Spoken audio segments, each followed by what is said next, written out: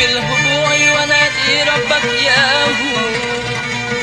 إن الكريم يجيب من ناداه. فاسأله مسألة وفضلا إنه مبسوطتان لسائله يداه.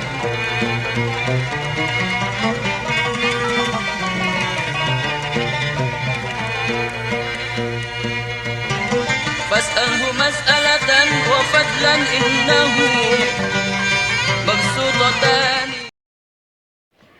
Assalamualaikum warahmatullahi wabarakatuh. Bismillahirrahmanirrahim. Alhamdulillahilladzi anzala as-sakinata fi qulubil mu'minin liyazdadu imanan ma'a imanihim. Asyhadu an la ilaha illallah wahdahu la syarikalah wa asyhadu anna Muhammadan abduhu wa rasuluh. Allahumma salli wa sallim ala sayyidina Muhammadin wa ala alihi wa sahbihi ajma'in. Kaum muslimin dan muslimat rahimakumullah. Perputaran waktu begitu cepat hingga tidak terasa bulan suci Ramadan tahun 1441 Hijriah atau 2020 Masehi kembali kita sambut. Walau dalam kondisi yang berbeda dengan Ramadan tahun-tahun sebelumnya. Hal ini dikarenakan musibah penyebaran virus COVID-19 yang terjadi di negeri kita, bahkan di provinsi Maluku yang kita cintai. Namun demikian, sebagai seorang muslim, sejatinya senantiasa kita tetap perlihatkan kegembiraan kita dengan menyiapkan jasmani dan rohani kita untuk menjalankan ibadah puasa Ramadan selama sebulan penuh. Ma'asyiral muslimin rahimakumullah. Puasa Ramadan bukanlah sekedar menahan lapar dan haus. Lebih dari itu, kualitas puasa harus dioptimalkan karena ibadah ini termasuk ibadah spesial. Kenapa saya katakan spesial? Karena hanya puasa Ramadan yang akan dinilai langsung oleh Allah Subhanahu wa Ta'ala. Puasa tidak dibatasi oleh pelipat gandaan pahala 10-700 kali saja, akan tetapi pahala puasa bisa tak terbatas. Sebagaimana sabda Rasulullah sallallahu alaihi wasallam, Qul amal ibni adama yudha'aful hasanah asyra amthaliha ila 700 di'fi. Qala Allahu azza wa jalla illa sawmi fa innahu li wa ana ajzi bihi.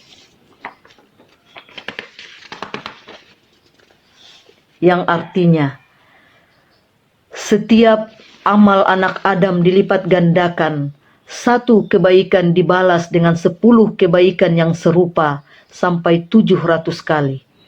Allah Azza wa Jalla berfirman, kecuali puasa. Sesungguhnya puasa itu untukku dan aku sendiri yang membalasnya.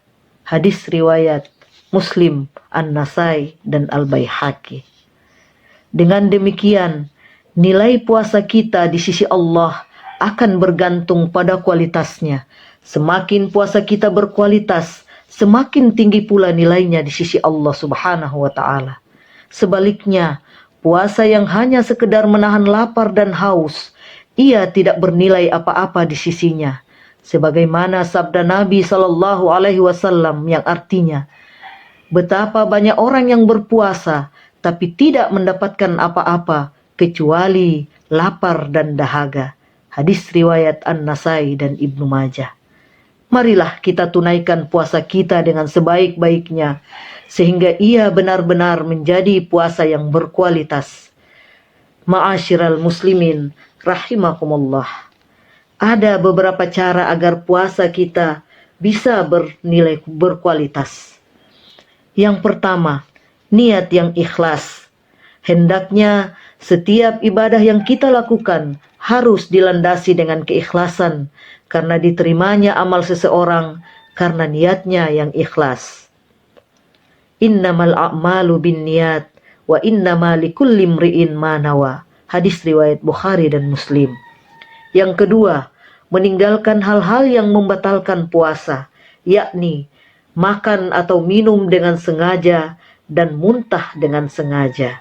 Yang ketiga, meninggalkan hal-hal yang menyebabkan puasa kita jadi sia-sia, yaitu hendaknya kita sebisa mungkin menjaga lisan kita dari berkata keji dan mengumpat, berdusta dan menjaga hati kita agar tidak cepat marah. Yang keempat, meninggalkan hal-hal yang tidak bermanfaat. Sering kita jumpai ada orang yang berpuasa lalu memanfaatkan waktu siang harinya dengan hal-hal yang tidak bermanfaat, dengan alasan agar lupa rasa lapar dan haus. Selama puasa, mereka seharian di depan televisi, lebih banyak main game, waktu seharian dihabiskan untuk bermedsos ria, dan lain sebagainya. Hal-hal yang demikian ini hendaknya ditinggalkan. Dan marilah kita mengisinya dengan hal-hal yang bermanfaat seperti tadarus Al-Quran, perbanyak berzikir, dan lain-lain, agar puasa kita benar-benar berkualitas. Kelima, mempuasakan seluruh organ tubuh, pikiran, dan hati. Inilah yang diistilahkan puasa khusus oleh Imam Al-Ghazali dalam kitabnya Ihya Ulumuddin, dan ditegaskan oleh Ibnu Qudamah dalam Mukhtasar Minhajul Qasidin. Yang pertama, mempuasakan mata dengan menahannya dari memandang sesuatu yang tercela dan dibenci syariat, serta melalaikan kita dari mengingat Allah. Kedua, mempuasakan lidah dengan memeliharanya dari berbicara tanpa arah, dusta, menggunjing, mengumpat, berkata buruk, berkata kasar, permusuhan, dan menzalimi orang lain. Ketiga, mempuasakan telinga dari mendengarkan segala sesuatu yang haram dan makruh, karena segala sesuatu yang haram diucapkan adalah haram pula untuk didengar. Keempat, mempuasakan tangan dari menzalimi orang lain, mengambil sesuatu yang bukan haknya, serta melakukan sesuatu yang melanggar syariat. Kelima, mempuasakan kaki dari berjalan ke arah yang diharamkan oleh Allah Subhanahu wa Ta'ala. Keenam, mempuasakan hati dari penyakit-penyakit ruhiyah seperti dengki, iri, hasad, marah, kecintaan pada dunia, dan sebagainya. Dan yang ketujuh, menjaga pikiran dari membayangkan hal-hal yang disenangi syahwat dan dibenci syariat, serta dari tipu daya dan pikiran destruktif lainnya.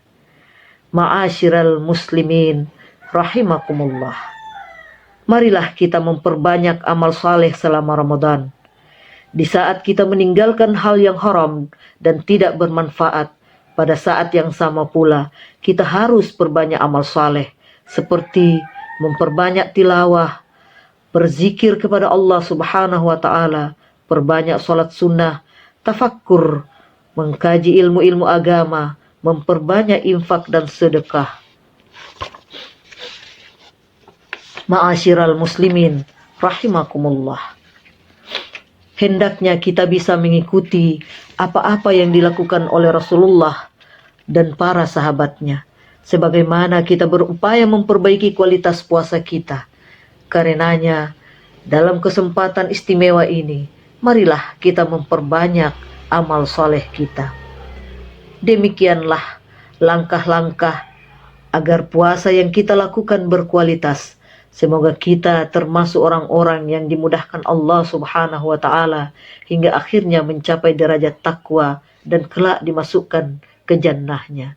Amin. Akhirul kalam, wabillahi taufiq wal hidayah.